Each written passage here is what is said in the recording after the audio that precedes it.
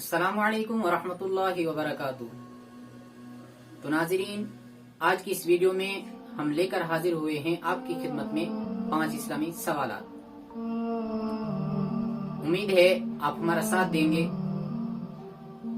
تو آئیے شروع کرتے ہیں۔ آج کا پہلا سوال ہے کہ آپ صلی اللہ علیہ وسلم کا مرض وفات کب شروع ہوا؟ اس کا جواب ہے کہ آپ صلی اللہ علیہ وسلم کا مرض وفات 29 صفر 2 شنبہ کو شروع ہوا، جس کی مدت 13 یا 14 دن بتائی جاتی ہے۔ آج کا دوسرا سوال ہے کہ آپ صلی اللہ علیہ وسلم زندگی کے آخری ہفتے میں کہاں پہ رہے؟ اس کا جواب ہے کہ آپ صلی اللہ علیہ وسلم زندگی کے آخری ہفتے میں حضرت عائشہ رضی اللہ تعالی عنہا کے حجرے میں رہے۔ حجرہ کمرے کو کہا جاتا ہے۔ آج کا تیسرا سوال ہے، آپ صلی اللہ علیہ وسلم نے وفات سے 5 دن پہلے ایک خطبہ فرمایا تھا، جس میں آپ صلی اللہ علیہ وسلم نے کچھ باتیں بتلائی تھی۔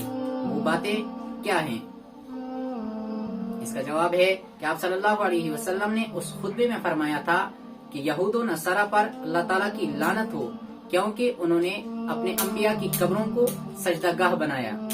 پھر فرمایا کہ تم لوگ میری قبر کو سجدہ گاہ مت بنانا۔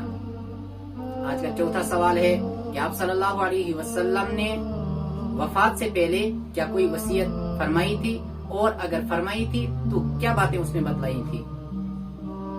اس کا جواب ہے کہ آپ صلی اللہ علیہ وسلم نے وفات سے پہلے ایک وصیت فرمائی تھی، اور اس میں 3 باتوں کا ذکر کیا تھا۔